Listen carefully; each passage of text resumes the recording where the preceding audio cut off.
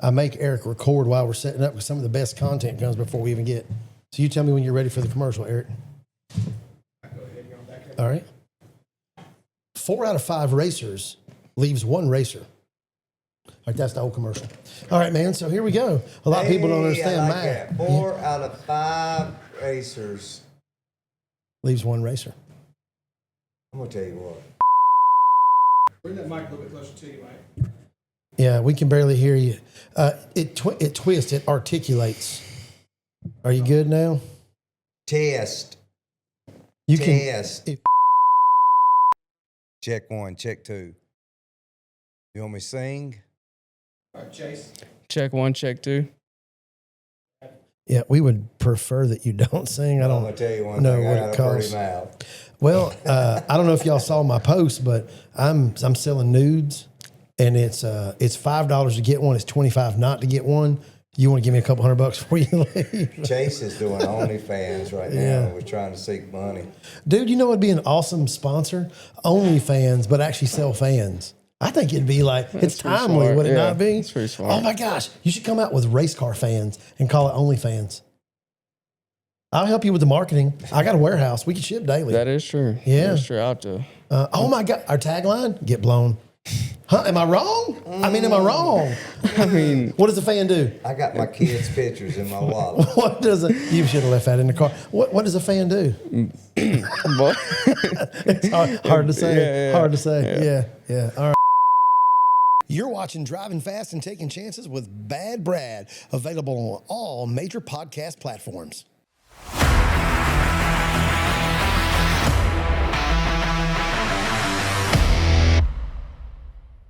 Hey guys, Bad Brad right here for Driving Fast and Taking Chances in the presence of a NASCAR National Champion and, well, the guy who made him. So, hey, you got Mike and Chase Robertson on the show today. Guys, welcome to the show. what's up? Thanks for having us. Awesome, man. What's up, Bad Brad? Man, Bad Mike, good to have. Madhouse Mike, man. We'll talk about that here in just a little bit, too. Man, let's start this thing off big. Chase Robertson had a dream season, man. I mean, I don't know that things could have gone much better. We'll get into some of the things that didn't go well. Yeah. But overall, I you know what? I made a statement on social media about the first or second week, and your mom chimed in. It is going to be hard to beat a kid that's working as hard as you are, driving as hard as you are, with cars as good as you have, as clean as you race people, and the way that you do business on the racetrack. It's going to be virtually impossible to beat him for a championship. Kudos to me. I wasn't wrong. Kudos to you for winning that championship. Yeah. I mean, to touch on that, having a good car honestly helps everything you just said, because when you have a good car, you make less mistakes. When you have a bad car, you try to make up for it. And when you try to make up for it is where you make mistakes. So, like I said, just having a good car really helped me out this year. Thanks to Dylan Ward, my guys for working out the week, my dad. But yeah, we had a dream season. Some things didn't go right, but a lot of things did. And that's why we won the championship. And, it's dream season. Yeah, as a driver, I love to ask other drivers this. Do you find that when you have a car that's on rails, and basically when we say that just means it hooks, it turns, it does everything right. You're just in there. You're a timing device. Yeah. When to turn the wheel, when to gas, when to brake. That's really all you are. When you find that you have a car that's like that, do you find that you never have to hustle the car? Oh, yeah. And when that car's off a little bit, you literally get out of it. You're out of breath. You about fall out of the door, and your dad looks at you and goes, "Son, we 3/10 off. What's going on?" You're like, "What? I feel like I'm working twice as hard." Yeah. I mean, when you have a good car that it's like you said on rails, you're kind of just, doing, like you said, your time and, what you need to do. And when you have a good car like that, that allows you to be smooth, for one, because you're putting minimal inputs into the wheel and braking and gas. So that's where one thing that helped me be smooth was having a good car. I know I'm talking about a good car, but I mean, it helps. It was a great car. Yeah, Our car followed it around this year for sure. Did you guys go into the season thinking we want to win the championship? Was that your goal day one? Yeah. Ever since I won my first one, that was kind of like the goal. Which was not last year, but the year before. Correct. You only missed last year by how many points? 4. Yeah, so I mean, arguably we could be talking to, man, that's kind of a trend we have. We just had Bobby Pierce on here. He's a 2-time World Outlaws champion. Lost it last year by like 3 or 4. Same thing with Chase. This is kind of a trend. Hey, drivers, if you have missed a championship by 10 or less points, give us a call. We'd love to have you on the podcast. So you barely lost a championship last year. This year, you kind of put an ampersand. You won that deal. At what point this year did you realize, not that I need to win more or do better, but at this point, if we just don't screw up, we can win this thing? Where did that kind of epiphany moment happen for you?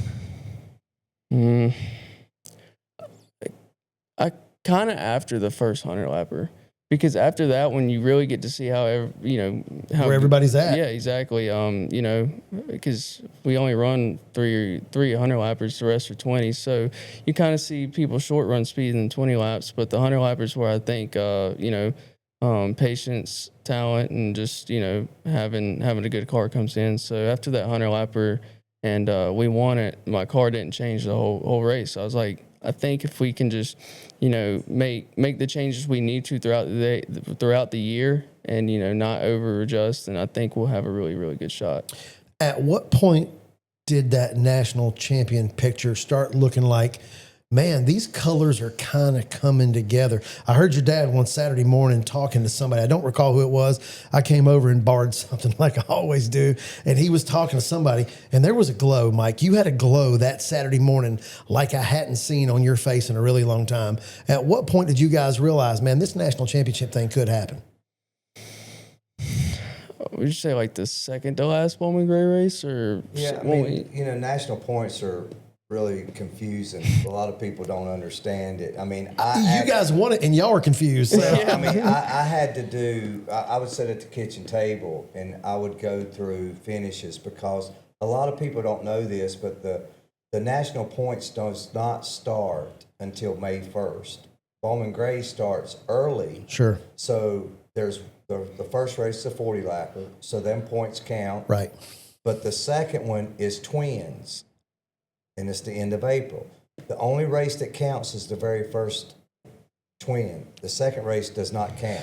And just for our listeners who don't understand why the points start that way, NASCAR also sanctions organizations in the Northwest and in the Northeast that can't start until May 1st because our dirt tracks have frost lines, our pavement tracks, it's honestly too cold to come out and participate. We're blessed. We live in the South. We could probably go racing at the end of February, 1st of March, truth be told. Not that we want to. The off-season is great for business. Yeah. But let me just say, we could start a little earlier, but that's why those points don't start that way. So you get down 2-3 races from the end. At this point, are you trying to win or are you trying not to lose? Well, I think we were in second for a little bit. Well, that was at the first of the year. He led it all, it's based on your top 14 finishes. Sure. And car count. Car count is huge. And I mean, we were battling car count.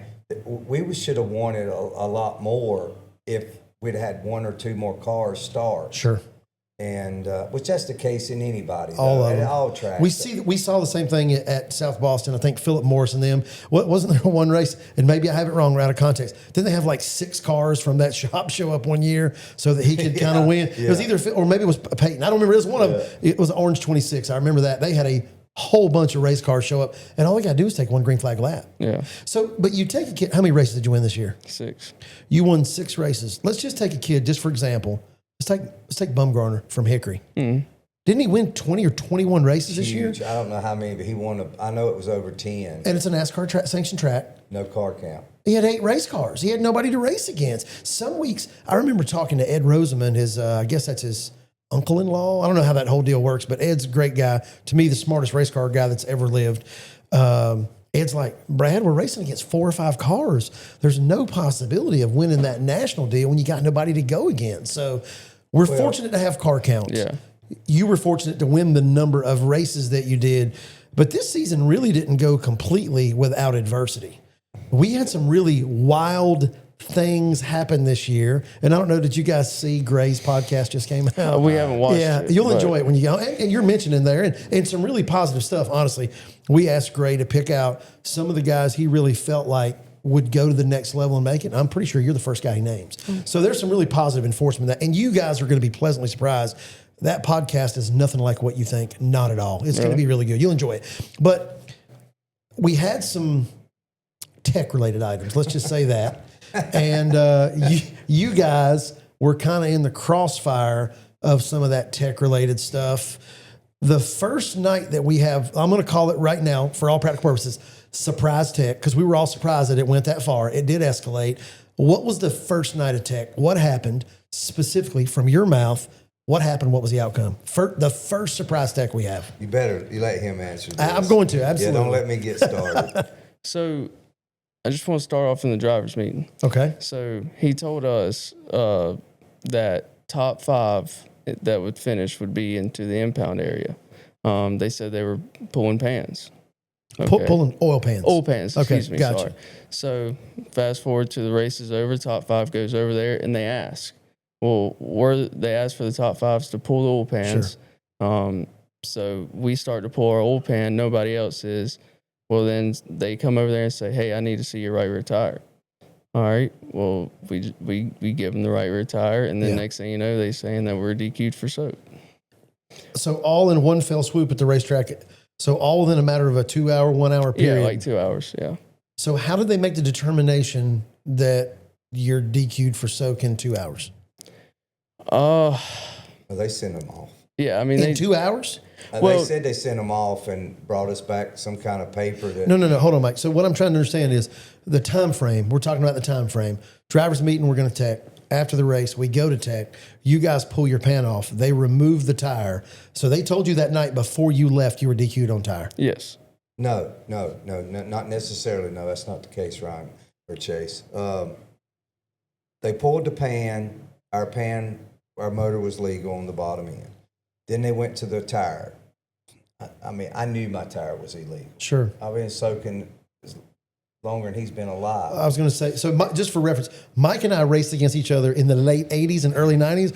We have been doing things chemically to tires that it's a wonder our children look normal. Let's just say that. You had a Vega. I did a Pontiac Astri. Oh, okay. yes. I see your uniform. Yeah, you had a little Toyota. I so did, yes, I did. yeah. We both. We actually had Ronnie Bassett in here, senior, the other day. He also had a Toyota. So the tire, you knew the tire was wrong. I knew the tire was wrong. So we handed them the tire, and they said, "Well, we're sending them off." And we all said, every one of us said, "There's no need in sending them off. Right. We've soaked. We've been doing it for years." So you guys did admit fault on the tire. Soak gate 25. The bottom end was a visual inspection, and let's just touch on that real quick. For our non-technical listeners out there, basically we removed the oil pan, and the tech inspectors visually looked inside to see if they thought things looked correct. Is that a fair statement? The bottom of a piston is very distinct. Sure. It has like checkered board castings in it. Hash marks. That's a stock piston. As does our connecting rods should look away. The exposed pieces of the crankshaft should look a certain way. Sure. The inside of the block should not be polished or mirror finished for oil return. So there are things we shouldn't have billet pieces, and it should look some type of uniform stock from a visual inspection. Most definitely. And Chase failed to mention 2 weeks earlier, the head official, Rick Hunter, brought a piston and a rod into the driver's meet and laid it down. To show you what. And told everyone, be ready, it's coming. Now, Gray did mention that on the podcast, on his episode. He said, Rich came in and said, hey, this is what we're going to be looking for. We were leading the points. Yes. I'm not saying we had anything in the motor wrong before then, but if we did, obviously, you're not going to have something wrong when they just sit there and told you. Told you, right. Now, on the tire, he did put something on the board out front. Sure. I read it. It went in one ear and out the other, one eye to the other. Right. So would you agree, Mike, that the rule about prep likely never changed, but the enforcement did? The enforcement of the rule. Do you feel like... Yes, no doubt. I mean, me and Grace sat there and watched people come in with them wrapped and wonder how much that cost him this week. And I wasn't shy about... I did it. Sure. It's just, it was to close the points up. Sure. Now we look at that, and you're not the only driver who's suffered some level of disqualification and penalty. Is that correct? Yeah. Yeah. So, and I also think that we had a couple of drivers who won and may or may not have been legal that just declined tech or tear down entirely. Is that correct? As a driver, how do you feel about that? I mean, the decline in tech, it is what it is. I mean, I'm not really too worried about it. This episode brought to you by Jeff Hill Trailer Sales in Modoc, Indiana. JeffHillTrailerSales.com has got everything you need. Cargo, utility, stacker, full-blown race trailer, whatever you need, Jeff and his crew will get you taken care of. JeffHillTrailerSales.com. Check them out today. Velocita-USA. The world's greatest driving suit. Lighter, faster, better than what you're wearing. Suits, gloves, chutes, helmets, head and neck restraint, everything for your safety program in one location. Check us out online, velocita-usa.com. Give us a call, 336-764-8502. Drive fast, take chances. For all your rodeo and Western lifestyle apparel, check out rocket-donkey.com. That's Rocket Donkey Apparel. You'll see these folks all over the place. You'll even pick them up at the Chili Bowl Nationals. They've got trade show booths at virtually every barrel race in America. Check them out online, rocket-donkey.com. So this year, there were also some drivers who won some races who declined or denied tech. As a driver, doing what you're doing, working, how do you feel about that? I mean, it sucks because, like, if you finish second to them, you don't get to, go out on the track, get the trophy, because most of the time you're going to keep the trophy. So you kind of just get it in the record book. But, I mean, yeah, it just sucks that I can't, go out there and celebrate with my crew guys who come over through the week, my dad, just everybody who supports me. So that's what sucks about it.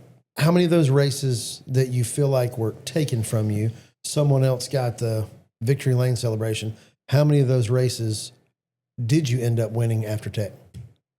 This year? Yeah. So whoever declined tech, you were second, you got the race. I don't think we never did. I don't think we went one. Yeah. Gotcha. So it wasn't TO'd in your favor at that point. You were far enough back, you wouldn't have got the win that night ultimately. Yeah. Okay. Correct. Gotcha. So, and we could beat this tech thing to death. From the bottom end perspective, and this is an interesting conversation that we had with Gray also, can I tell how much a crankshaft weighs by looking at it? No. Can I tell that that's not a billet rod with some type of coating by looking at it? Can I tell that that piston has not been modified on the other side in order to increase compression? So not that it's good, bad, or indifferent or taking anything away from the tech of the visual inspection of the bottom end, would you say that a savvy engine builder could potentially work around that to some capacity? Buddy, if you give anybody a rule and give me it in writing, we're going to find a way around it. Do you feel like that's why it costs us what it does to go racing, Mike? Exactly. Yeah. We're running it all to the ragged edge. Yeah, we've killed our own self. Sure, sure. So, I mean, we take a $7,000 crate motor and send it off and spend another $12,000 to make it go fast. So let me ask you this. The tire situation. Chase, what do you think would fix overall the prep issue? Hands down, no exceptions. If Gray called you today and said, Chase, here's a pen, here's a piece of paper, write me my tire rule for next year, what would it look like? Don't have one. Just run open.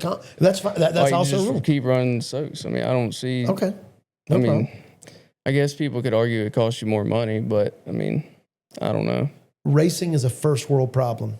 In my opinion, and I've said this 100 times and I'll say it again, if you are complaining about the cost of racing, you have one of two problems. You either can't afford to do what it is that you're doing, or you don't know how to go find sponsorships. We have a program for that will help you out. You guys are blessed beyond measure. Y'all got sponsors out the wazoo. That's great. Your dad's been finding money for years. Ever since I knew him, he's always been well-funded. But guys that complain about the cost of racing aren't doing their job finding money, or they don't need to be racing at all. It's a first world problem. Just the way that I look at it. Russell Hackett said, if you make a rule to save the racer money, we're going to spend money somewhere else. He'll go buy a bigger trailer. He absolutely will. We'll test more. We'll buy more shocks. We'll buy more test tires, whatever. So, Mike, if you were writing the rule for 2026 on tires, what would your tire rule look like? Well, I mean, I can go from tire to motor to anything. No, let's just talk about just the tire today. At Bowman Gray, there is no way of enforcing it. So if you can't enforce it, don't mess with it. And that's why I was surprised that Gray did, because at the end of the season, they were still soaking. We were the only ones straight up. We couldn't change. Sure. So, but they can't enforce it. They're not going to send tires off every week. And no, I mean, just, you know, everybody's been doing it. Even the guys in the back were doing it. Do you think our division overall would be any more competitive if there was a different tire situation, whether we had to get our tires out of impound every week, they controlled them, we ran scuffs, or we all had to run stickers similar to the modifieds? Do you think it would really change the outcome at the end of the day, or are the same 5 guys going to be the same 5 guys that win all the races? I mean, I don't think it would change, and just because, I mean, when I was running no soaks versus soaks, I mean, I was still as fast. So I mean, I don't feel like. I feel like everybody who's fast now, no matter what tires you're going to figure put them it on. out. Yeah. So if that's the case, I'm going to let your dad answer this. If you're as fast on non-preppers as you are preps, why would you prep, Mike? Well, the stopwatch may not have proved it, but on the center, we lost about a tire width where the car was just sliding out. It didn't have the grip that it had, you know, where we could just rub. I mean, we would just hug the bottom all the way through. Y'all painted those turtles black. Yeah, That's what I heard but somebody say. we couldn't do it at the end of the year. We were still good, but it would push out just a little bit before it would bite. But I mean, soaks, they fire off really good. Sure. Non-soaks, on caution, you won't fire off till about 2 to 3 laps. Right. So that's another thing. And they slide. You don't feel like the front of the car doesn't feel like it's in the racetrack as much. Sure. We actually had. So, I mean, it might change the outcome of races just because I feel like you do have to drive the car a little more. Right. I mean, we're back to hustling the car like we talked about when we got in. Yeah. I mean, I guess I could agree with that. You would probably have to hustle the car a little bit more with non-soaks. So now I don't follow it. So have you guys already been? Have you already got your national championship award? All that? No, we're going this Thursday. This Thursday? I knew it was soon. All right, awesome. And where are we going? Nashville? No, they're Charlotte. Oh wow! So down there. So that'd be nice. Yeah, that's awesome, man. So that's got to be a big deal. Now, last time you won the championship, where did you finish in national points? Third. So still not a bad year, but this time we are the national champion. Yeah. Did you ever think when you were a little kid pushing your Matchbox cars around the floor, watching your big brother race, watching dad race, you were going to be a national champion one day? No. Pretty surreal, isn't it? Yeah. That's awesome. That's awesome, man. Mike, you've had 2 sons that have both been incredible race car drivers, still are incredible race car drivers. I really think with a tiny bit of luck, Ryan would have won some races this year. Ryan could have made it if he wanted to. I mean, we had the backing, he had the talent, he had the look, he had everything. Just, you know, he just didn't like being told, you got to do this, you got to do that. And I didn't give Chase that option. Yeah. I just told him to do it. Here's what we're going to do. Here's what we're going to do. Right. And now he knows. He don't bother. So one of the interesting things, too, is, and I saw it the night you guys got banged up a little bit, you're not in a brand new race car. This was not a 2025 Ultimate Port City Hamke Elite. What year's the chassis you guys are running? 2011, maybe? No. Jeff Day built it years ago. I would say it's 20-some years, but the racetrack don't care, does it? It's not for sale. I mean, I would. Actually, I asked you that night, did I not? So the last Saturday night, did he tell you? Yeah. He came over to the field house. I was standing with Lisa. I said, hey, how much will you sell me your car right for now, tonight? yeah. And he was like, what? I said, how much will you sell me your car for? Right now, he goes, I don't know. And you threw out a number, I don't know, 30 or 35 grand. And I said, tell your dad, I'll take it. And you were like, I don't know if I can sell that car. I said, why? He said, well, it's the first car I've really had any success in. I don't want to get rid of it. I said, I'll bring 35 grand tonight. And you're it's let me. I said, go ask your dad. Yeah. I never saw him the rest of the night. So that was probably your answer. Yeah. Well, you hid from me. I think when you saw me coming to the corner, he's like, here he comes. I got to run, man. Wait a minute now. We might can talk now. Yeah, you got your kit. But that's like I told him. I said, hey, I don't want to buy it at your shop. I want to buy it out of Victory Lane. I mean, that's the way to buy a race I want to take it home with the headers pinging and the oil leaking, brother. Because here's the thing. If I put my driver in it the next Saturday and we suck, I know where the problem was. Am I right? That's true. Yeah. That's true. So, I did. That car is amazing. You're not wrong. But both of your cars were great this year. Yeah, both cars. And the thing about the one Chase was driving, we didn't do a lot.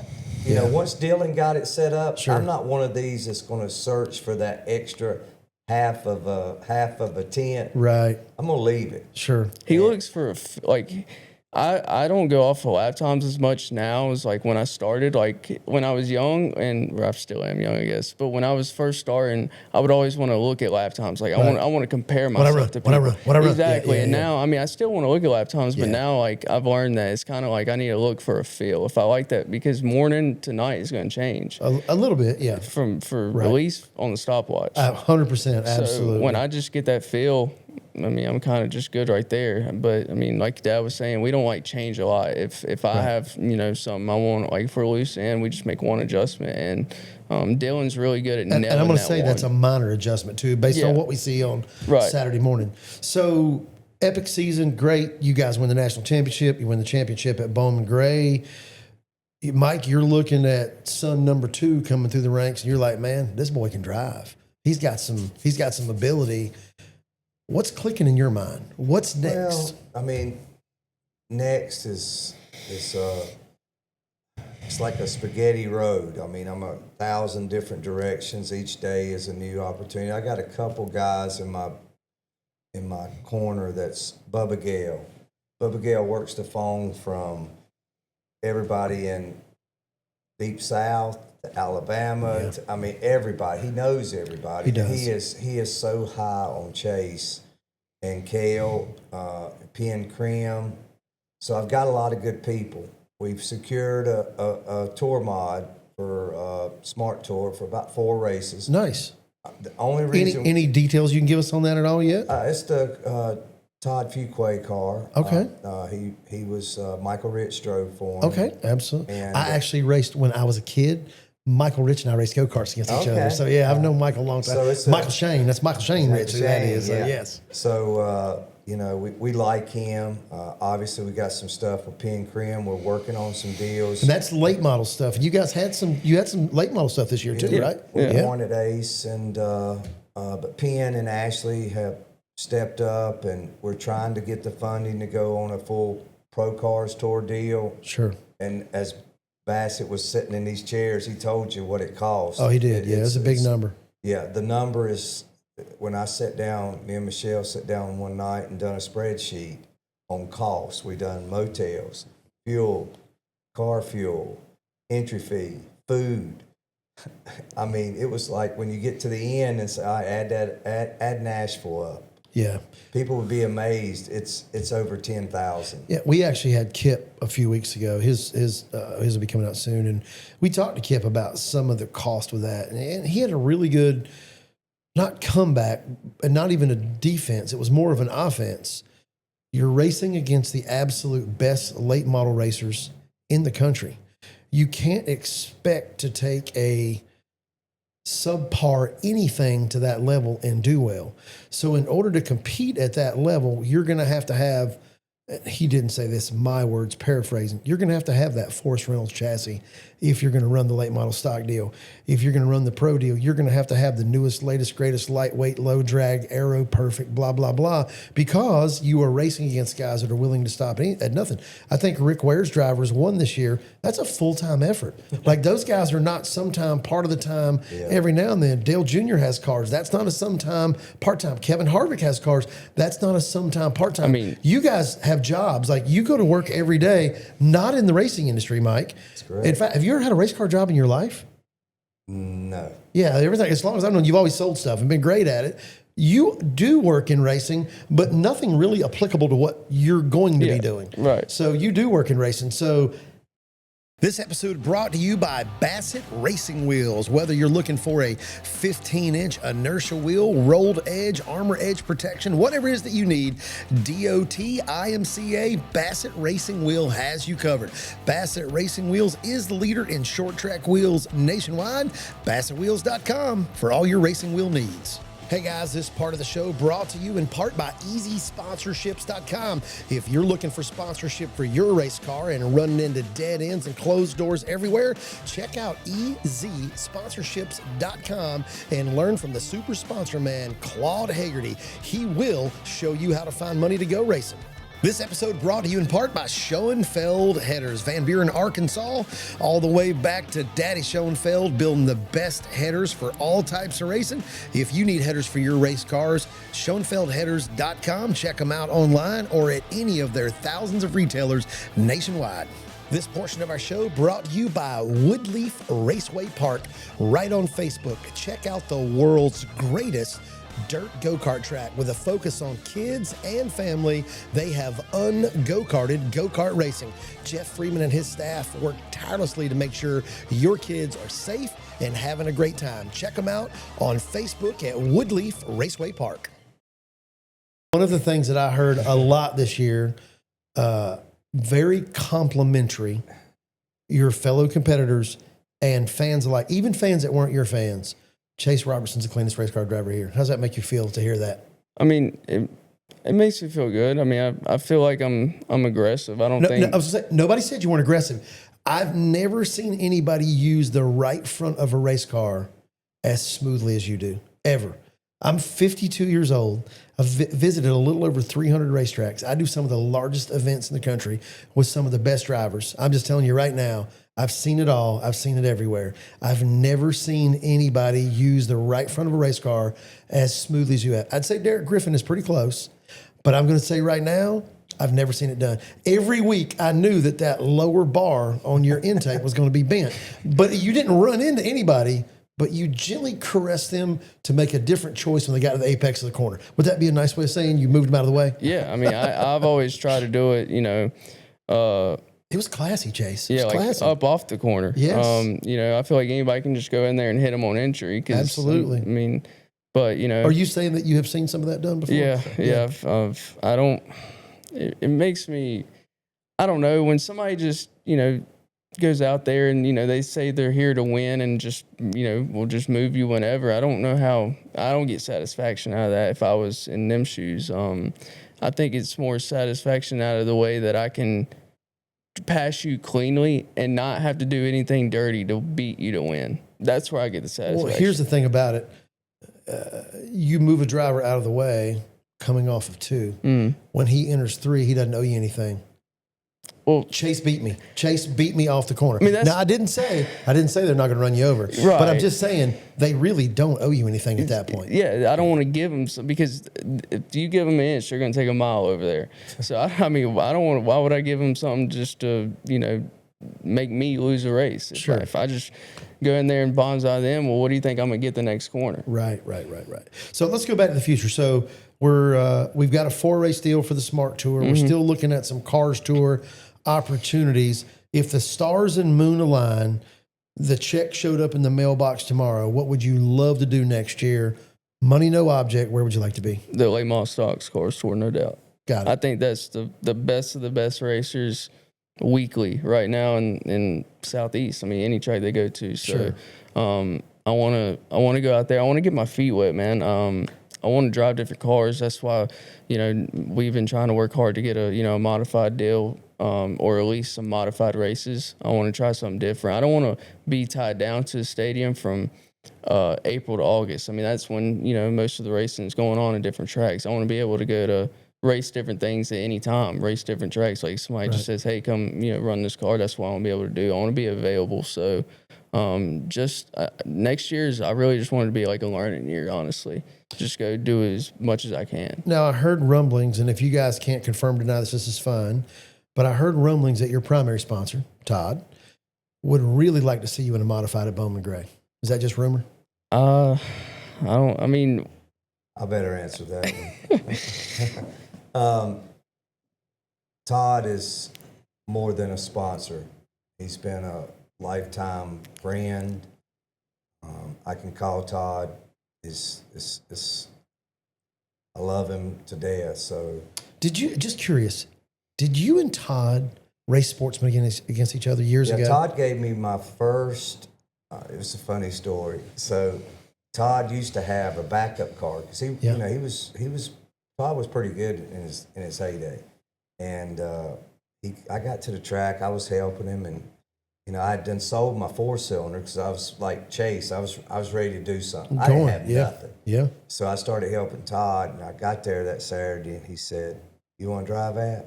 I said, yeah. And I got to think, my helmet, my uniform's at home. I think I went down 109. Todd never missed me. I got home and got back. You never even knew it. He thought you were in the bathroom. Yeah, he never, I would come flying back. Yeah. So you guys did race. I just side thought there. Yeah, my ADD kills me sometimes. Yeah, but I mean, there's some opportunity there. Obviously, Todd's got one of the two best ever to run a modified, and for Chase to be able to learn something underneath Tim Brown would be an honor. Right. So we're going to the PRI and hang out, and Chase and Tim can maybe. And let me tell you, Tim is the best modified mentor ever. Brad Smith has one modified start at Bowman Gray. One start. I was Chatley Boat and Marine sponsor me, and it was the Grubbs Marine Night. Jeff and Robbie, I really wanted me to run that race. I had a smart car. You remember in a smart tour? I'm like, I remember that. I don't have that kind of deal. Fortunately, we got rained out 3 weeks in a row, and Tim coached me every week, and we got a little better and a little better and a little better, and we finally figured it out pretty good. We went back the last Saturday night, and we mocked up, and we went out, and I went a 13-19 in evening practice. And Tim 13-19? Well, hold on. This is the year that it wasn't uncommon to run a 20 then at all. Not at all. So he said, and that morning in practice with sticker tires, we'd run 30s. So he's like, and he had been turning wrenches, got my brake program right. He was coaching me on the radio. I mean, it was tight. Ready. It was a 100-lap night though. So we're all going to qualify and draw. So I'm the fifth car out. I put a 13.227 on the board. I'm on the pole. Ain't nobody there. I'm like, yeah, fifth car. Bert goes, don't touch me. Tim goes, don't touch me. We go all the way through the whole field. The last car out beats me for qualifying. You'll never guess who it was. Randy Butler. Michael Clifton. Damn. Nobody saw it coming. I don't remember that night. He puts it on the pole. I qualify. I'd have to see that in the news. I qualify outside pole, and we draw, and I drew 24th. So I got to start. Wait. So we start, we fire, we come off the floor, we get down to turn one, and they've jumbled up. Now I'm already starting last, and somebody spins me out. I'm like, there wasn't even 25 cars on the track. Anyway, it was a fun night. We wound up finishing, I think we finished fifth. And I tell you who remembers that night very well. Rupert. Because I ran over Rupert to get one more position on the next to the last lap. Mess with Rupert. And that was a really bad idea. We worked it out, obviously. But yeah, Tim's like, dude, we're working together. You can't be doing that. So, but yeah. But just to say that, talk about being a coach, because we showed up the first week, and we were a greasy turd in a barrel. It was bad. Tried to run a spool. We were trying to get 6 inches of stagger. Let me just say that doesn't work. We finally got Tim he found me a Gleason. We put the Gleason in. I mean, him and Ben came down, helped me with the car. They helped me with the shocks, the springs. We got it there. I mean, he was a lifesaver. So if you ever did get that opportunity, I think he has probably forgotten more about automobile racing than most of us will remember, especially at Bowman Gray for sure. Yeah. So, well, who do you think will age out and have the most victories between him and Bert? Because obviously nobody else is going to catch him in our lifetime. I don't think anybody's going to do it.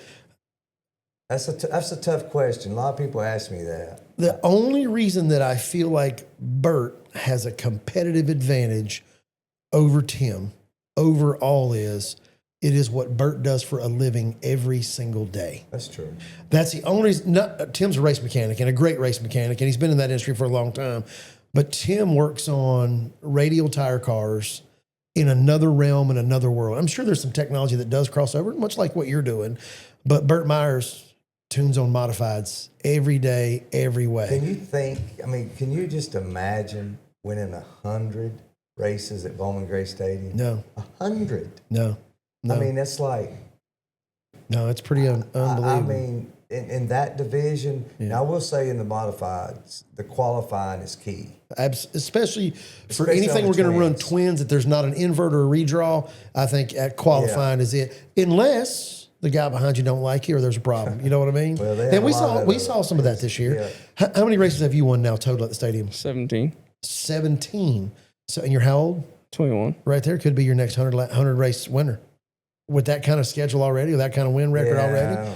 it could potentially happen. You know. So what do you want to ask me about the stadium? Ask me anything. Ask you anything. Because see, I'm at the point now where I can answer. You can answer, I don't have to be you can say whatever it is. Ask me anything, because I'll tell you. Let's get through a few more things with Chase, and then we'll throw some dirt, Mike. I don't have a problem. No, with I ain't gonna throw dirt. I'm just gonna give you answers. That's okay. We'll do that. So, late model stock Cars Tour. If that went well, how many years would you like to spend in that Cars Tour deal? Is that the end goal? Is if you say I get to the Cars Tour, I'm competitive, I'm winning races, I'm winning championships, I'm happy for life? No, I would want to go to the next level. I want to take it as far as I can. Like, I mean, it's been my dream since I was a little kid, and I feel like I got the right people around me, and I feel like we can make it happen. It's just going to take a lot of hard work. So, given the opportunity, if Cup were in the future, you'd do it. Yeah. Would you? I'd love to ask drivers this. Would you rather race at a lower level with a better effort, or would you rather race at a? Did you follow what I'm saying? Mm-hmm. Would you rather run an underfunded premium tour style car, or would you rather take a step back and be able to compete for the win? Well, going like he said, if we can't do it right, then I don't want to do it. Like, why would we do it at all? Because Right. I mean, I don't want to be, you know, I don't want to go out there and run 15th. You know, And we see that. We talked to Ronnie, and Ronnie's like, you know, my boys late model stock, we're winning everything everywhere we went. They win Xfinity racing. Well, yeah, And they're, you know, hey, man, a 15th place day, man, we are jumping up and down. We're celebrating. I guess that's different. Yeah, I mean, Sure. I was thinking of, I guess, late models. Would you be content with a 15th place Xfinity effort? Yeah. But You would rather do that than stay in the Cars Tour and dominate? I mean, I guess I was thinking if that was my first race in Xfinity and I finished fifth, I mean, that's what I was thinking. Because for the Bassett boys to be homegrown, dude, they were bad to the bone. They were as good as you're going to get with a grassroots level effort. Yeah. And without somebody writing big, and running them were spinning their butts off in order to do that. So, and we talked about that, and he said, you know, they were driving down the road one day, and the boys said, you know, let's just sell all this stuff and go Cars Tour race. And man, in a week's time, Ronnie said it was all gone. Yeah. We were back to Cars Tour race. And you see, these guys they're back at Cars Tour racing, and man, Ronnie Jr., he said, this is the toughest racing I agree. I've ever seen, I've ever done. So, and again, either effort is going to be a big number. So, Mike, what's on your horizon? You've been really good at raising funds. We've had conversations about that. Even when you were a kid, you were well sponsored. You've got the gift of gab as well. You've done very, very well with that. Is there an ace in the hole? Is there a way to potentially make that Cars Tour thing happen? I mean, right now, Brad, I was 99% locked in with a deal, went south at the last minute, put me back. I take partnership funding is like I take 20 no's and then I'll have one yes to get me to the next 19 no's to get to the next yes. So it's an ongoing mental battle. And that's something you guys that are chasing dogs need to understand. You're not afraid to hear no. No, I mean, no, I'm used to it. He's now. always told me, like, if he wants me to, like, what's the worst they can say? No. That's the only thing they can say. Absolutely. And so, I mean, it's tougher now because we've ran Bowman Gray where we're fully funded. I know what it costs. I know what my driver, he's gonna bring it back. And, you know, we're not going to have to spend a lot of money. Touch on that. What does it cost? For a guy to go to the stadium, compete in your division at championship level, what kind of money should a guy expect to spend? Anywhere between 30 and 50. And I don't think that's unrealistic for what we've got. Do you feel like you guys, you're tough. You're the perfect storm. You're a good-looking kid. You can race. You love Jesus. And we're racing in front of 15,000 people, not every week, but on a regular basis, 10,000 plus. How do you not get involved in that program if you're a local business? You're a fool not to. You know what I mean? Yeah. Do you feel like you could go to South Boston and do the same thing? Do you feel like you could go to Langley and do the same thing? Could you go to Tri-County and do the same thing from a funding standpoint?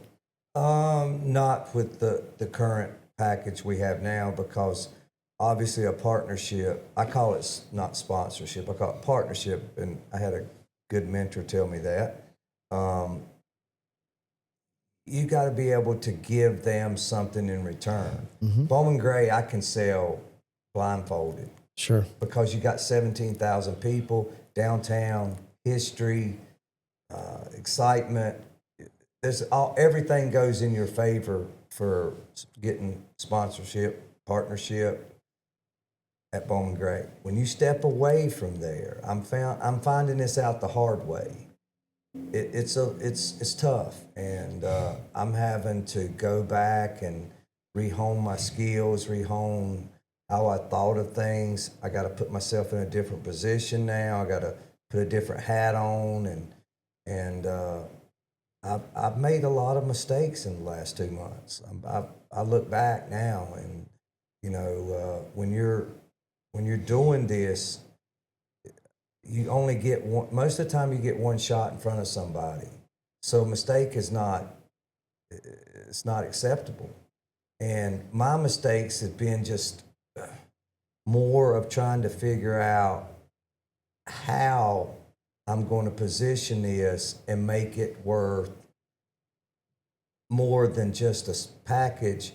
I want him to invest in him. Sure. Because most sponsors, let's be honest, most partnerships are not getting, once you get away from Bowman Gray, you got to really find that package to where they feel like they get their money's worth. It has to be a mutually beneficial relationship.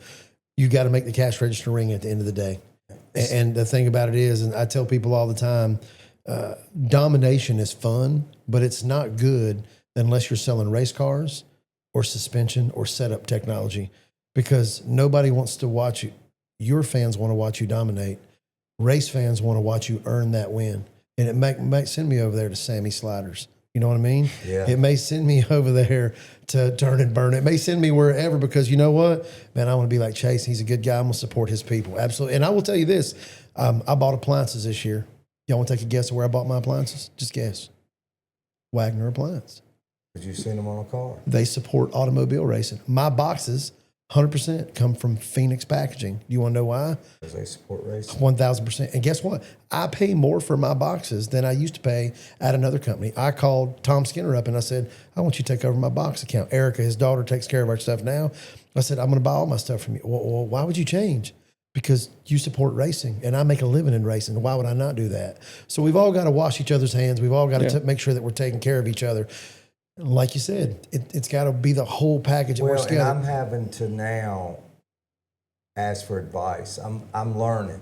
Sure. When I'm stepping out, like I tell Chase, we have stepping out into uncharted territory. We're not in our comfort zone now. Let me interject one thing. This is a great time for EasySponsorships.com. Veil free at checkout. The $97 class will help you with the problem our buddy Mike Robertson's having right now. Back to our regularly scheduled programming.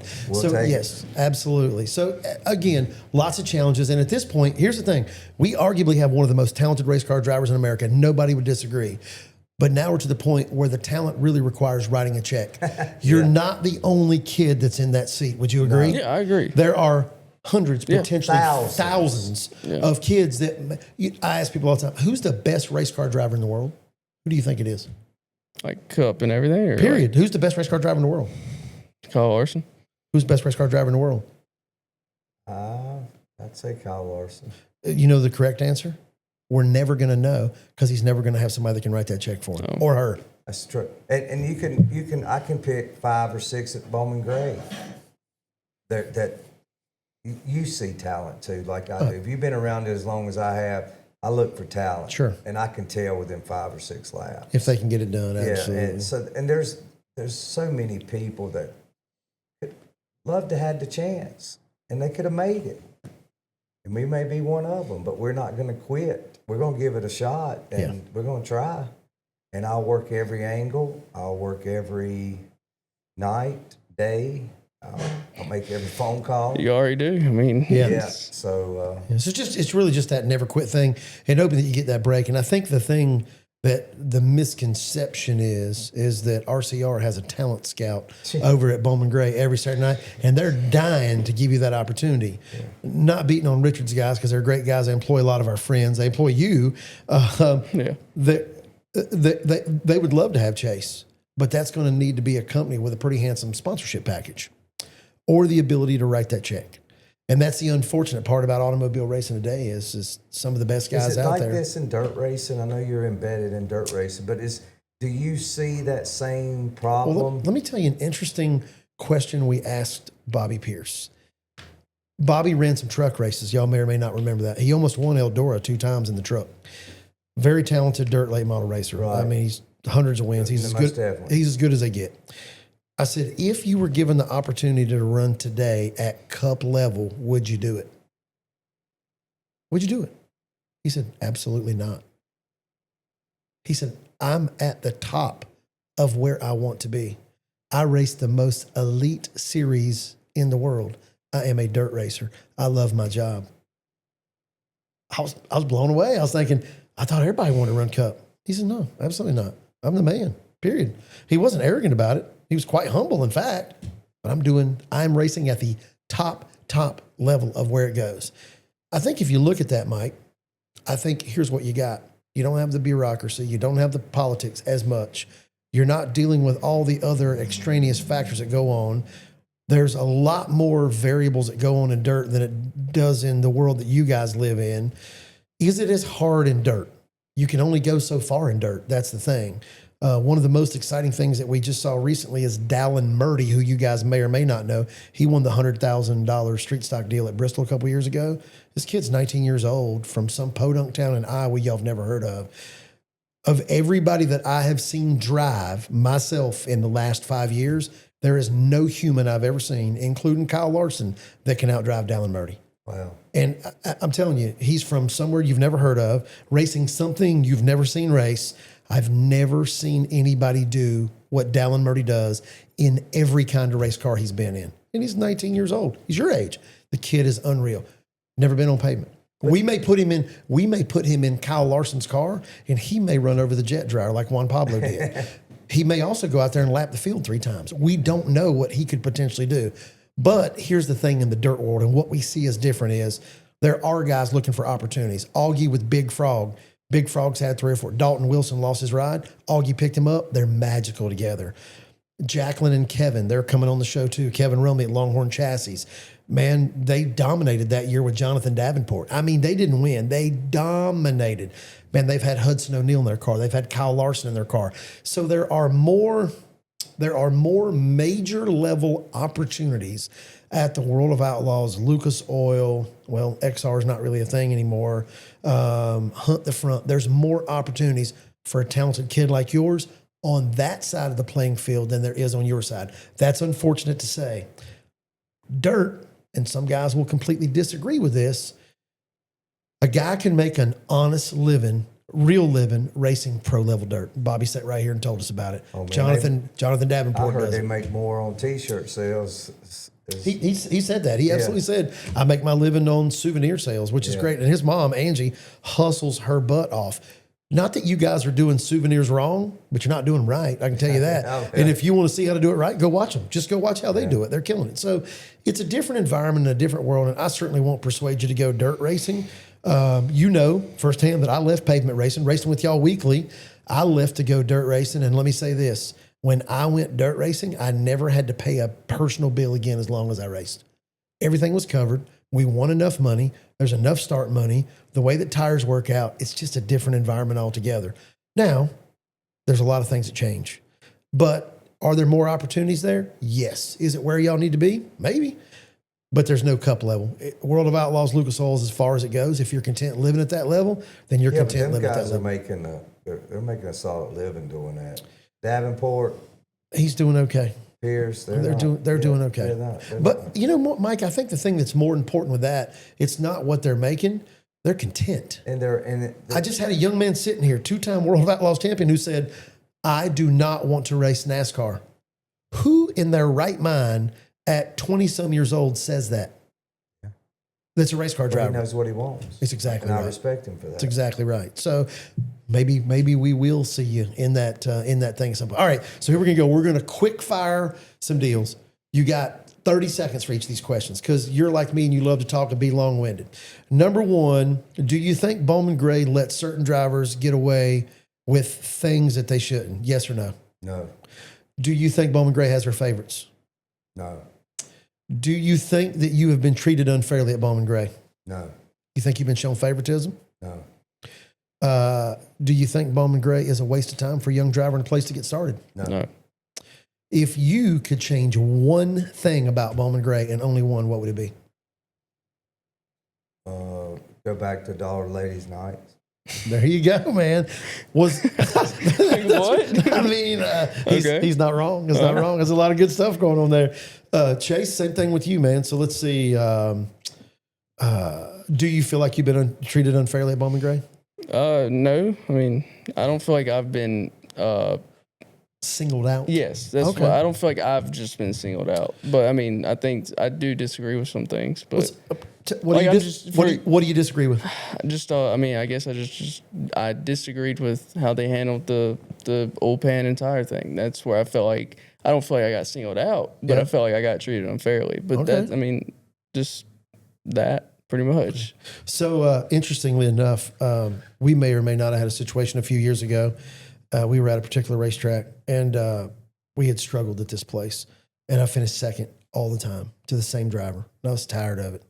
So you ever been tired? I was tired of it. So we may have taken some gray area measures to make sure we didn't finish second that night, and we didn't. So we knew that if the hood was removed from the race car, there was no possibility we were going to get to keep the check and trophy. You probably know some guys that had been in the same situation before. So we took 300 pounds of lead off the car. So we were immediately light at the scale. So I'm what? I'm disqualified, right? He said, pull it over to tech and pull the hood off of it. I said, hold on. Am I too light, or are we looking at a motor? He goes, dang, I reckon you're too light. I said, I'll see you next week. We went back and finished second. We had a good time. So, yes, I think maybe some of that may have happened at Bowman Gray this year too, don't you? That maybe there could have been some diversions at time. Oh, yeah. Oh, yeah. We know all about the diversion. Diversions, yes. Yeah, there's a lot of things going on. You at think the there's some hospital. conspiracies there? Man, hey, if that's what they got to do to win, more power to you. But I'm not faking anything. Chase, as you kind of go on, you and your girlfriend have been together for a while, possible marriage in the future. If you had kids, that kind of thing, could you see your kids racing at Bowman Gray one day? I don't know, man. That's I don't know. Not with me. Grandpa says no. No, Yeah. I'm done. Wait. Now hold on. Hey, this is being recorded, so I'm just going to tell you right now. Let's just say 20 years from now, we can pull this archive up.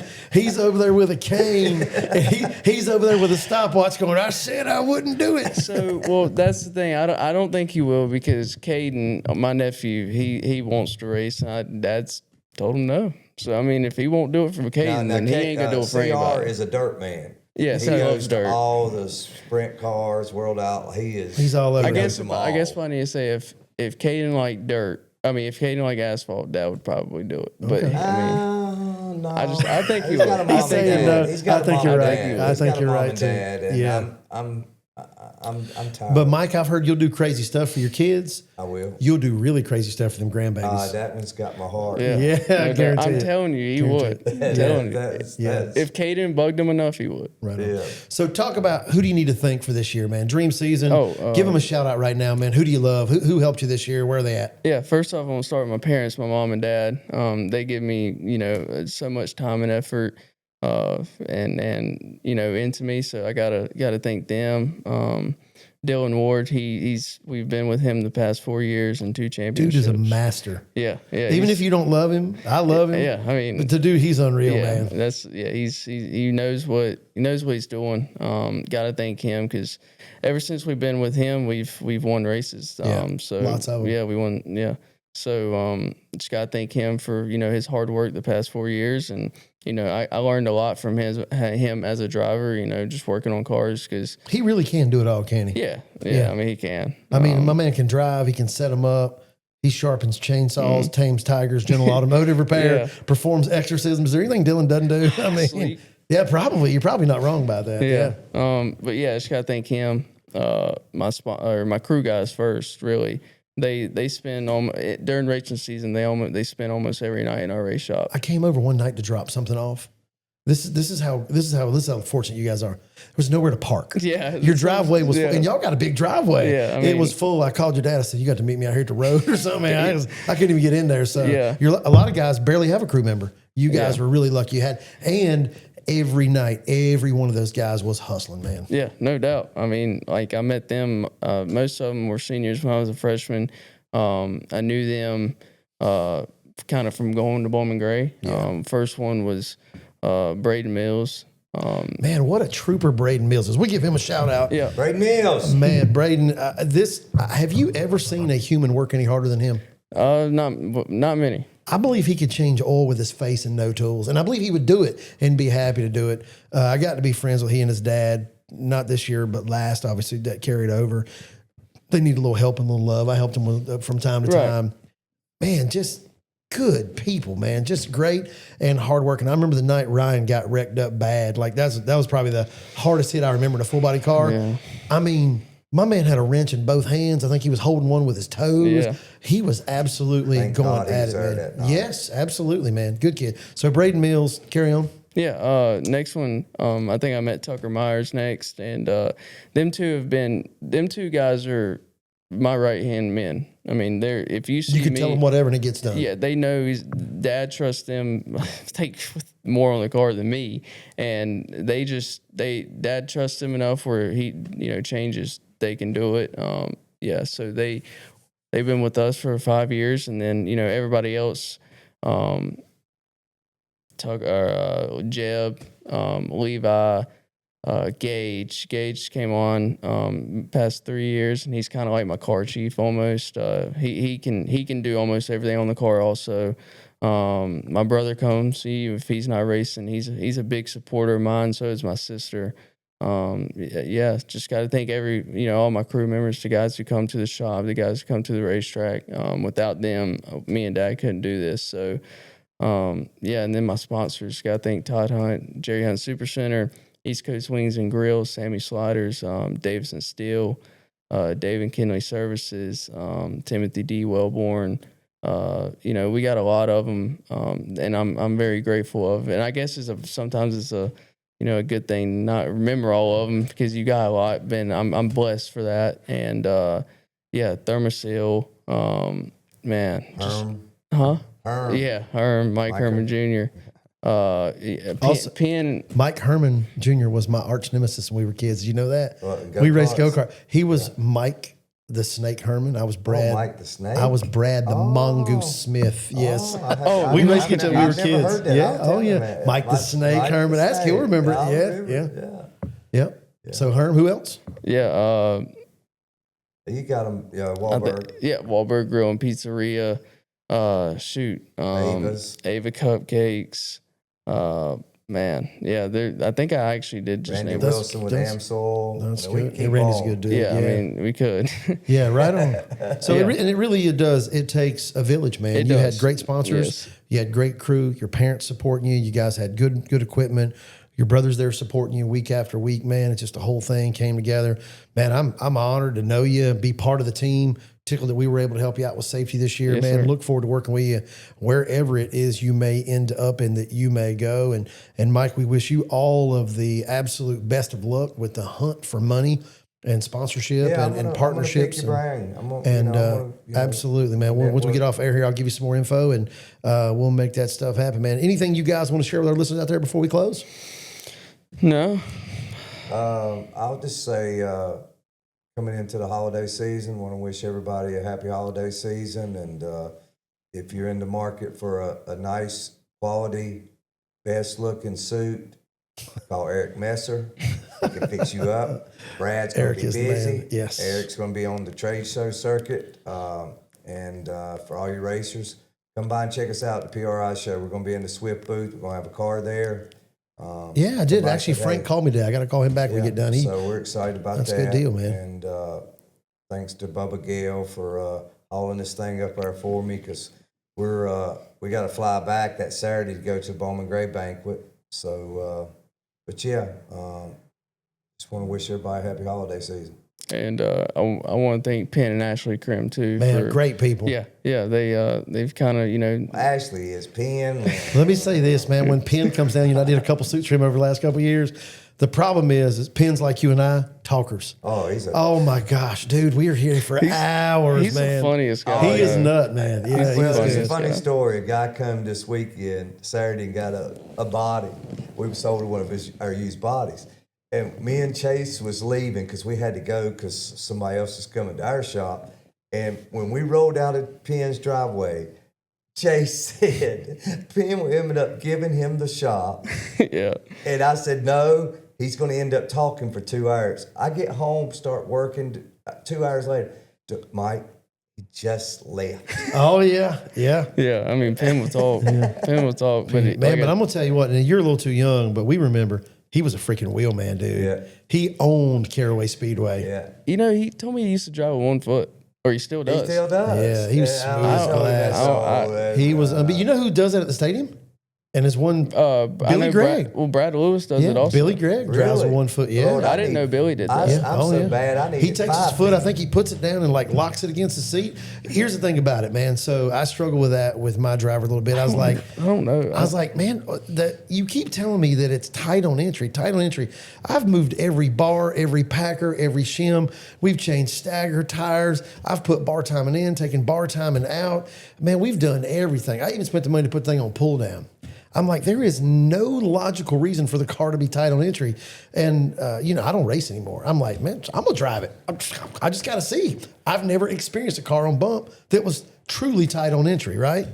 Man, I went out there. I was like, God, this thing drives like Cadillac. I couldn't make it do nothing wrong. I came back in. I said, I found your problem. He goes, what? I said, get your foot off the brake in the apex. I said, you got it locked up. It's never unloaded. He goes, let's try it. He goes back. He goes, man, that's remarkable. That car is great. Dude, I'm $8,000 deep and trying to get a car turned. And I sold my other Port City car to, that's the car that Brian won the championship in, because we thought something was wrong with it because it wouldn't turn on entry. We threw everything we could. You know what was wrong with it? My steering wheel holder. Did you fire him? What's that? Did you fire him or give him promotion? I can't fire Jim Show. We talked about that. I said, the girls were picking on me. I said, man, we're at a point in life where we could absolutely have the latest great. And I don't know if you know, that car that I have is the Port City house car. It's not junk. I mean, it's as good as you can get. And I told the girls, man, I'd like to run better. And my daughter said, well, let me tell you the problem with running better is everybody in your division is your customer. And if you think about it, how many guys over there don't wear my stuff? I don't know. Especially in our class. Yeah, exactly. Nobody, right? I don't know. So let's just say that your driver and Chase are running neck to neck, and Chase rolls in there and runs over somebody's fluid from the lap before, because you rarely miss your marks. So it's not like you're going to make a mistake. And my driver's already back in the fuel and gets into your quarter panel and you spin. You're probably not going to be happy with me, are you? It's okay. I understand. I wouldn't be happy with you. Okay. And hey, it's a mulligan. Mike be like, hey, don't talk to me. Don't talk to me. I want to, no problem. We get over it. We go back next week. Life's great. 2 weeks later, it's something similar like that happens again. I ain't never doing business with you again. To me, that was a very expensive 2 times that I ran into you. My driver is a great guy, and I love him like a brother. He also had a Pontiac Astro. That's why we got to be friends. But let me say, he's been my yard man for 30 years, does an incredible job, makes my stuff look good. He's going to finish somewhere between 5th and 9th every week. Nobody's mad at him. I got the best of both worlds. I still get to be involved. 3 times this year, I got to sit in my car and make some laps just to see if I can still do it. Mm-hmm. He's having a blast. I'm having a blast. Life is great. Yeah. And let me ask you this. What decals were on my car this year? Nothing. Yours? Yeah, absolutely nothing. It's got 14 on it. Yeah. Because everybody thinks I hate Tony Stewart. I don't even think you had. Did you even have Velocita? I thought I saw Velocita. You did, but not on my car. It was just a. It's a black car, man. It's like a yellow 14 or something. It's a gold leaf with an orange outline. Okay. That's my whole jam right there. That's what I got. Yeah, Jim's good, man. Jim's great. You got a good person there. Great people. Yeah. So, all right, what guys. What else you want to talk about? I think that's it, man. We good, Eric? Yeah. How long do we go? Hour 7. Woo! We got into the. Now I've got a couple more questions. I got to ask you some questions. Okay, go ahead. Live? Go ahead. We're not live. No. Yeah, we're live. Live. This is Channel 31 News reporting live. Reporting for the Anal Ease Rectal Lubrication News Network. I'm Phil McCullough. Hey. Yes. So, how do you feel about grudges? Does people do that in the dirt world? like they do at Bowman Gray. I mean, just a few just keeps going and going. You gotta leave those on, man. You're still on. So I would identify, if you asked me today, you're a racer, how do you identify? I would still identify as a dirt racer because I did that. Even though I only did it for a few of the years of my whole career, that's where my career ended, was dirt. So I'd say I was a dirt racer. But I still have some grudges that I hold. Really? Absolutely. So you do? This is a funny story. Jay Fogelman calls me up. He goes, hey, man, I need to get a suit for one of my drivers. This is 15 years ago. Right. And I said, okay, who's it for? He said, Jody Meesmer. I said, He said, what? I said, I ain't making no suit. He said, are you serious? I said, man, that jackleg wrecked me for the Turkey 200. Hold on. In 1995 at Caraway, I'm about to win the Turkey 200, and this fool spins me out with 2 laps to go. I ain't making him no suit. Jay said, Bradley, are you serious? I said, I'm gonna tell you right now, if I saw him on the highway, I'd run him through the median. You sound just like Pin Cream. He said, talk about holding a grudge. Me and Joe, I'm over it, obviously, but I was just picking on Jay. Of course, I made him suits, but yeah, I mean, sometimes you got to hold a grudge. I think, who do I owe one to in the dirt world? I mean, I don't really think I owe anybody anything in do you dirt. remember I bought that cube van from you? Yeah, the fire department one. That was nice. It was like a Carolina blue. Oh, no, that was the Chevy van with the diesel in it. Yeah, y'all used to do some kind of catering or something, didn't you? No. So we've always been, that's when Dad left safety and he got into the sock business. Sock business. He was the sock man. Well, yeah. I wanted to tell you, that was the worst vehicle I could ever have purchased. That was the biggest stick that I think I didn't make 3 laps to the stadium and back. I understand. Yeah. You got it cheap, though. Did I? Good, fast, cheap. You get to choose too, Mike. You chose too. Well, you know what? I just want to tell you. It was cheap and fast, but it wasn't good. Yeah, it was no not good. No. I didn't keep it long. But No. back then in the day, you had a cube van. You were a bad dude. Man, that was big time. You were a bad brother. dude. If you had a cube van and an open trailer that was painted and most of the paint was still on And it. it had fenders on the Oh, if you trailer. had fenders, you were a baller. Yeah. Yeah, you were a baller. We were big time then. Yes, sir. Yeah.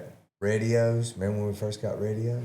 Man, it was like we didn't know how to act. I told my wife, you go in that other bedroom. See if it works. See if it works. Yeah, I can hear you loud and clear. This is great. But so, that's the interesting thing in dirt. We don't have radios at all. I watched Samoa? Is that how you? Sanoa. And I watched that race this weekend, and I learned a lot about dirt. First, I didn't know you didn't have radios. Yeah, we don't have radios, and we also are not allowed to have mirrors. You can't have a spot mirror or a rearview mirror at all. What's the deal with the leader always starts one car? What do they call It's that? called Delaware Double. Delaware. It wasn't invented in Delaware, but they made it famous. So basically, the leader has earned the right to have the entire front row. Everybody else double files up. I like that. Yeah, I don't dislike it at all either. Yeah. I like that. Yeah. I like Now, that. I'll tell you one that's even better than that. This year, you should go on IMCA TV first week of September and buy the IMCA TV package to watch Super Nationals. 1,100, that's not an exaggeration, look it up. 1,100 race cars race for the week to get down to the finals on Saturday night for 5 divisions. That final starts 3 wide, 10 rows deep, and rarely do you see a caution. Go ahead and do the math on that real quick. I was watching them this week. 3 wide, 10 rows deep, and no caution. One's digging up on the high side, and all of a sudden he pulls down, and I mean that far. So the advantage of dirt over asphalt is this. In asphalt, let me just say this. Unless a car is substantially slower at the stadium, it's not likely you're going to clear him on the outside. It's not likely you could have pulled to the outside of Zach Clifton and cleared him. Zach Orr cleared him. Amber Lynn cleared her. It's just not going to happen in most cases unless they're mechanically, something's not good. And they're courteous enough to give you that outside line with racing room. Dirt doesn't work like that. So you're racing a couple things all the time. You're racing the track because we're always searching for moisture. That could be all the way at the wall at the top, could be all the way at the wall in the bottom, could be in the middle of the racetrack. It's not likely going to be in the middle because we sucked all that out earlier in the night. It's going to be way at the bottom or way at the top. That's why you see those 2 distinct grooves. When it goes black slick, it polishes the surface from the bottom to the top. Now, basically, where we talked about drive, you'd never be able to drive that car with 1 foot. You have to slow the car down with the brake pedal. We negligibly come off the gas. You're slowing the car down with the brake pedal because you want to keep the car arced up on the bars. And basically, you have to drive the car super straight. You probably remember that from the Smart Tour. Tires get worn out. You drive it straight to the apex. You barely get it bent. You drive straight to the flag stand. You drive to the apex to the center. The dirt car on black slick works the same way. Let me say, black slick separates the men from the boys. Everybody's fast on a wet, tacky racetrack. It requires no talent and no effort. What it does require is balls and the willing to scrape mud off your car. Everybody's fast when it's tacky. And you would think because we're sliding around, we're just sliding around. You can't believe the amount of side bite we have. I wore a rib protector under my driving suit because it's like getting punched in the ribs. It's that much side bite. So I noticed this weekend they go across the scales. Yep. And then they would jack up the rear end. They're checking the height. Droop rule. The droop. So yep. the car can only rock up so Right. much. Now, Kevin Romey's going to come on. We're going to talk about droop rule with Kevin this week. But ultimately, it got out of bounds to some extent. So the sanctioning bodies thought a few years ago, and they were yawing the cars over too much. And it did a couple things. It promoted some aero advantage. It promoted some rotation, this, that, and the other. So now we do have a droop rule, and they measure that. So after the droop is checked and they go out on the start-finish line to do their victory celebration, is that the extent of their tech? No. So Okay. in World of Outlaws and Lucas Oil Racing, ultimately we don't have an engine rule. Can't run a supercharger, can't run a power adder, can't run nitrous oxide. We don't have a displacement rule. So if you can get 932 cubic inches in a small You ain't gonna block, get it to hook up anyway, are you? God bless you. Well, there's magic to that. Yes and no. So you can run all the motor that you want to run, but it has to be a small block. It can be a Ford, it can be a Chevy, it can be a Dodge, any intake, any electronics that you want or whatever. You can run an LS against those guys, whatever you want to do. Most big guys, Vic Hill currently is the big engine builder. He's from the eastern part of Tennessee. Actually, got his start at RCR. If you'll do a little bit of research, you'll find out Vic Hill was an actual engine builder there. Moved over here when he was 16 years old. Great guy. I actually met him when I was 10. He lived in our neighborhood. He taught me how to build model cars. Great guy. Very smart. He's probably the top engine builder. I have heard rumors that some of his big motors, and he builds them well over 450 cubic inches. I've heard some of his big orders are near 1,000 horsepower right now. And so like places we go, where could you use 1,000 horsepower? Eldora with a little bit of moisture, Volusia with a little bit of moisture, Knoxville with a little bit of moisture. So there are tracks early in the night. We really are all the way in the wood and giving it all it can take. And that's probably the most refreshing thing about driving one of those cars is, and we call it hot laps. You call it practice. Practice for you is a few sessions, 10 or 15 minutes. We get 3 laps, LAPS, 3 laps. If you're lucky, you get 5 LAPS laps. That's not often.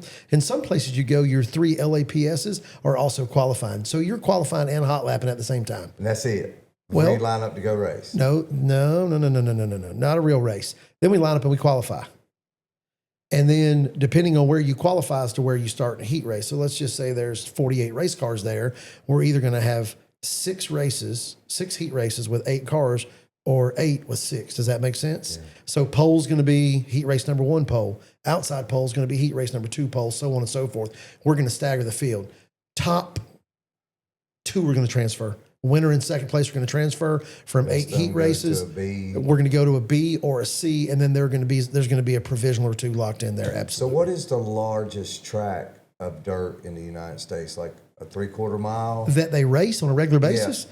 Currently on tour, Knoxville, I think, and I could be wrong. You are going to probably correct me. Syracuse to Moody Mile, but that was a big block dirt modifieds. That was a mile. DeCoin is a 1 mile, but I don't think we run a late model race there anymore. I think Knoxville, which Knoxville is they say it's a half mile. They must be measuring around the bathrooms in the infield because it is gigantic. You've seen Knoxville. Yeah. It is enormous. I think that's the biggest track currently. Yeah. I'd like to see them on a big track. Yeah. I'd like to actually know. The racing is much better on a small track. So West Virginia Motor Speedway was a big 5/8. It's now a very small 3/8. Racing is way better. Tyler Carpenter's killing them up there. Really? Cherokee Speedway, which you and I live right up the road from, used to be a big half mile. They shortened it up. Here's what's really fun about that track. The flag stand is in turn 1 because they didn't move it. They just shortened the racetrack. So you want to talk about some guys racing for the stripe? It's pretty cool. You remember racing back to the caution? Oh, 100%. Oh, yeah. Absolutely. He would never have Now, imagined that. In dirt, we don't do that. So we have the receiver. It's a one-way radio. That's what this deal is. We have a one-way radio, and the race director just calls caution, and everybody lifts. Same time. Well, they're supposed to. The other thing is that's how they line us back up. Because walking out on the track with the race car driver is not smart. 14 behind the 9 behind the 26 guys are going green flag next time by. I like it. And then, well, here's the good race directors: Lucas Oil, World of Outlaws, Joiners Crowd down there at Hunt the Front. They all have pretty good race directors. The problem that we run into is when you go to these podunk speedways off the road. And here you are. You ready? Here we go. We're going to go caution. Caution. What? What did he say? You don't know what he's talking. Do I lift? Did I win? Am I getting a hot dog? What are we doing? So yeah, they kind of get that jacked up. But Well, see, at the stadium, they're going to argue, oh yeah, and we're going to take 10 minutes to see why this guy's arguing. He won't go back. yeah. So we have transponders. So Yeah. That's one thing you change. I saw it in your face right there. Even the smallest place that I can remember going with a dirt car, we had transponder. It's the nature of the beast. Yeah, I'm intrigued. I like I said, I watched a little bit of it this week. My grandson goes to all of them. Yeah. So he tells me he knows them all. He's got pictures with all of them. With the caliber of effort y'all put together, and that I've seen you historically put together, both with Ryan and now with Chase, and soon to be with your grandson that you said's not going to race. The caliber of effort that y'all put together, if you went dirt racing, you probably wouldn't need sponsors. Yeah. Your kid is that good, and you guys would have enough support. It's just. Well, what about Elkin? Are they getting ready to open it back up, ain't they? Chuck Melton is on the program. Blue Ridge Truck and Trailer Repair, great guy. Talked to him last week a couple times. He's got his ducks in a row. He's financially solid. He wants to do it. Season is going to happen. He's getting ready to go. Langley Austin is leasing Ararat, my favorite racetrack in the world. 1/5 of a mile bull ring, no infield wall. 1/5. Yeah, it sounds tiny, but it ain't. It's Give small, me but it an ain't. idea of 1/5. So Bowman Gray is a quarter. So you go to the flag stand at Bowman Gray and make the turn there. It's a 1/10 of a mile shorter than Bowman Gray. It's the way that works. So it's just 1/5. Yeah. But it has banking. Oh, It's got banking. Not a lot, not like 86 degrees, but it's got 10, 12 degrees of banking. And I like Kimberly. it's right on the river. Langley. So it never goes dry, which is great. So you got plenty of time. You actually pull tear-offs there. That'd be something you've never done before. We don't have windshields either, by the way. My first experience in a dirt car, we went to ARAD. I bought a dirt car. I went and did a commercial right after the Madhouse show. And this guy had this dirt track racing experience at East Lincoln. And I went up there and did this commercial. Hey, guys, I'm Bad Brad from Madhouse. If you want to learn how to drive on dirt, call my buddy Sean here, 1-800-468, whatever. So we got done at the end of the day, and he's supposed to pay me X number of dollars. I said, man, give me like 50 laps in that car. That was a lot of fun. So I went out there and ran some laps. And that was your payment? part of it. Ray Evernham had just bought the racetrack, and he and Aaron Crocker were up there that day. And they were talking to Sean, this, that, and the other. Aaron was actually my driving coach. She's like, get on down there to the bottom, get back on the gas. She actually taught me how to drive a dirt lake model, so it was a lot of fun. So we left there, and I called Michael Tesh, Big Sexy. I said, Sexy, I got to have me a race car. He goes, are you serious? I was like, yeah. He said, man, this old boy John Eller, he keeps getting picked on up here in Antioch. He's selling out, and he wins every week. Call him, see what he wants for everything. He called me back. He said, if you'll buy it today, cash money, he'll take $10,000 for all of it. I said, Bo, if it's winning races, I'll take it. So we buy this car. We go to ARAT, we go to Rolling Thunder, and double features. So your first lap of qualifying's for the first feature, your second lap's for the second lap. We went out there and we qualified 138th out of 4 cars and 139th out of 3 cars. We was bad. We didn't even suck. It was moving all over. I came in from hot laps and Sexy said, dude, what is wrong with that thing? I said, Bo, if it had a sway bar, I'd tell you it's broken. He said, I ain't got no sway bar. Yes, I know. It was moving all over. It was tough. So I believe I ran over Wayne Quisenberry on the first night, knocked the rear end out of his car. Me and Wayne's buddy. We wasn't buddies that night, though. But I I don't know seen why. the potential in you that night. Yeah, it I was really good. did. I It was mean, I good. thought there was something there. Hey, Mark. let me tell you some fun dirt stuff. So you remember when Tim Brown came and ran dirt? You remember that? Y'all remember that? 2011, 2012. It's right after the Madhouse show. He drove Bobby Kohler's car, bad to the bone, brand new Masters built, good as you can get. Bobby Kohler, that's who owns Ricky Thornton Jr. stuff. Bobby's program Is this the one out of Mount Airy? 100%. And Bobby was He owns Bobby Thornton? Ricky Thornton Jr. Yeah, absolutely. Yeah. We just did a photo shoot up there. Good people. So anyway, he puts Tim in his car, and Bert was supposed to have a ride too. I don't know what happened, but anyway, Tim shows up, and I remember that night. We were really good at ARAT. I remember going out there, and I qualified at just say it was like a 14:30.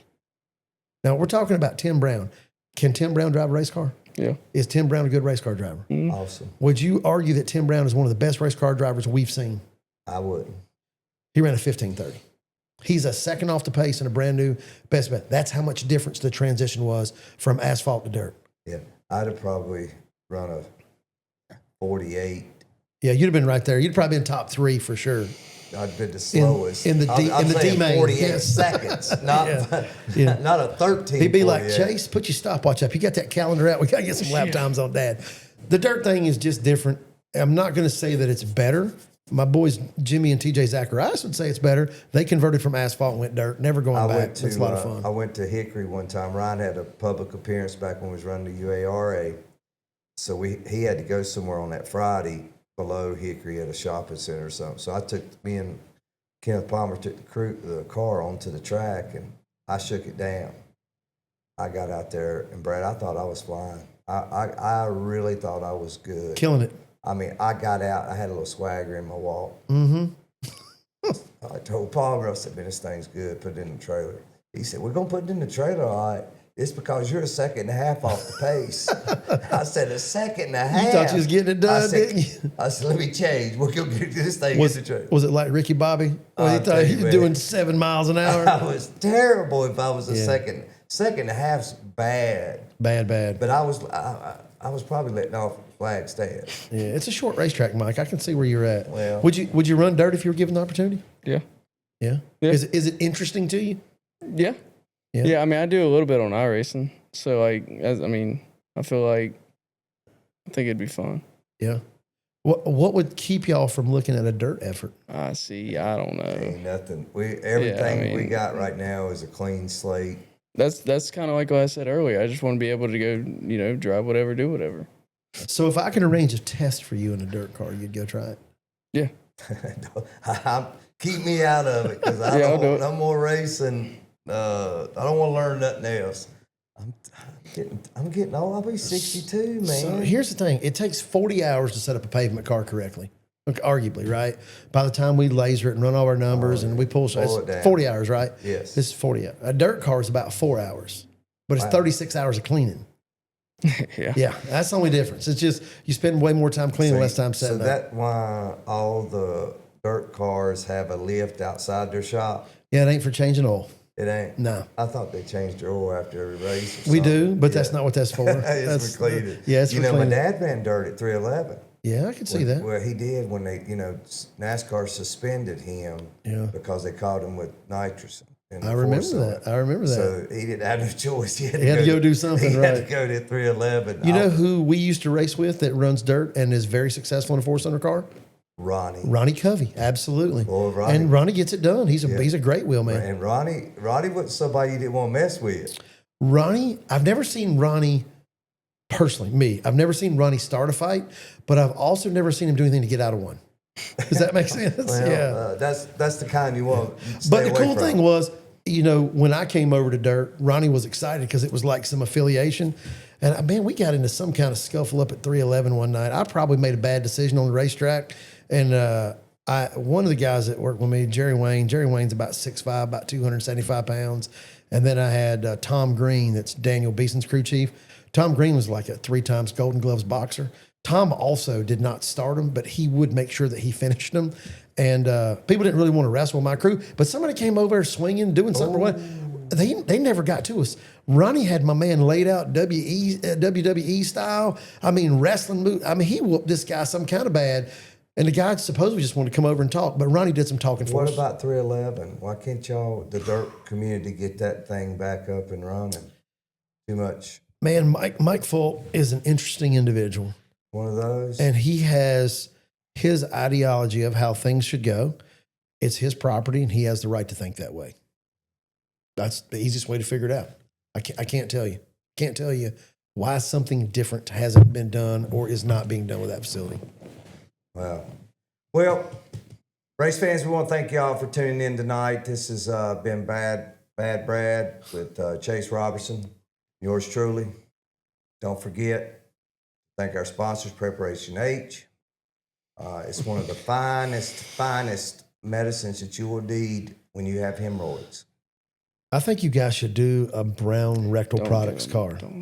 No, work with me. Brown with a zero. It looks kind of like a butthole. It could be that. Anal ease, Tux medicated pads, Preparation H. Y'all could put some peanuts and corn in the wrap throughout. Oh.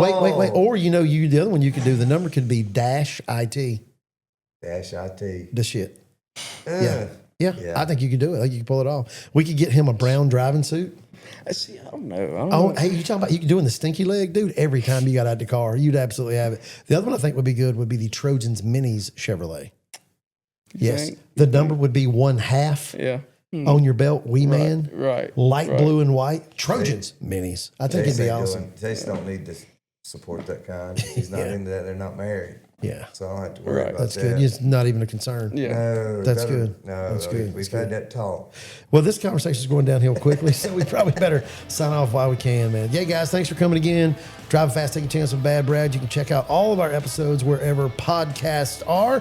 You can also subscribe to our YouTube channel. All kinds of great stuff, great content on there, educational videos. You get to hear from more great racers like Chase and Mike Robertson. Till next time, we'll see you then. Drive fast, take chances.